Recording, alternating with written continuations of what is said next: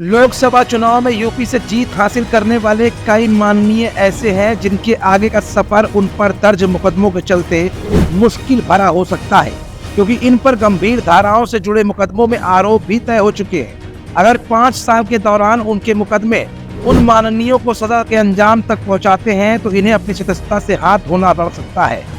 जिन सांसदों पर आरोप तय हुए हैं उनमें से ज्यादातर विपक्षी दलों के हैं। लोकसभा चुनाव में दिए गए हेल्पलाइन में इन माननीयों ने अपने ऊपर दर्ज मुकदमों की जानकारी भी दी। नगीना से दिग्गजों को मात देने वाले आजाद समाज पार्टी के चंद्रशेखर आजाद उर्फ रावण के खिलाफ 36 मामले दर्ज हैं। बाबू सिंह कुशवाहा के राजनीतिक परिदृश्य में हाशिए में जाने के बाद जौनपुर से सपा के टिकट पर जीत हासिल करने वाले बाबू सिंह कुशवाहा पर आय से अधिक संपत्ति के मामले में NRHM सहित 25 केसेस दर्ज हैं, जिनमें काफी मामलों में आरोप भी तय हो चुके हैं। इनमें यूपी पुलिस के अलावा CBI और ED के भी केस हैं। सुल्तानपुर से मेनका गांधी को हराकर संसद पहुंचने वाले राम भुवन निषाद पर भी 8 मामले दर्ज हैं, जिसमें गैंगस्टर और जानलेवा हमले के मामले में तो कोर्ट में उनके खिलाफ आरोप भी तय हो चुके हैं। चंदौली से सपा के टिकट पर जीते वीरेंद्र सिंह के खिलाफ गंभीर धाराओं के 3 मामले दर्ज हैं। एक मामले में उन पर आरोप तय हो चुका है। सहारनपुर से कांग्रेस के टिकट पर जीत दर्ज करने वाले इमरान मसूद पर भी 8 मामले दर्ज हैं। ED का मनी लॉन्ड्रिंग का केस भी उन पर दर्ज है। अफजाल अंसारी के खिलाफ 5 आपराधिक मामले दर्ज हैं। इनमें गैंगस्टर एक्ट के एक मामले में उन्हें 5 साल की सजा हो चुकी है। उनकी सदस्यता भी चली गई थी। हालांकि सुप्रीम कोर्ट में अपील के बाद राहत मिलने से उनकी सदस्यता बच गई है। उनका मामला अभी हाई कोर्ट में लंबित चल रहा है। इसके अलावा अफजाल अंसारी पर 2 केस में आरोप भी तय हो चुके हैं। आजमगढ़ से जीत हासिल करने वाले सपाई परिवार के धर्मेंद्र यादव के खिलाफ 4 मामले दर्ज हैं, जिनमें एक मामले में दिसंबर 2023 को आरोप तय हो चुका है।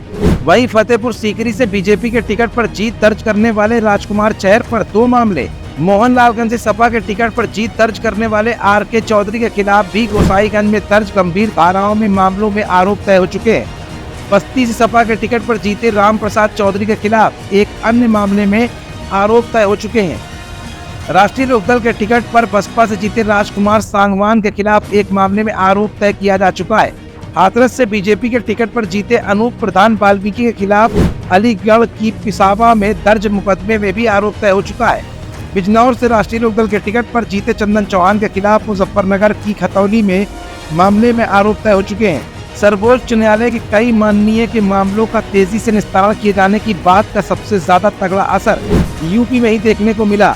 2022 से मुकदमों के निपटारों ने जो तेजी पकड़ी, उसमें कई माननीयों का फिर से माननीय बनने का सपना ही टूट गया। इसमें सबसे पहला नाम माफिया मुख्तार अंसारी का रहा।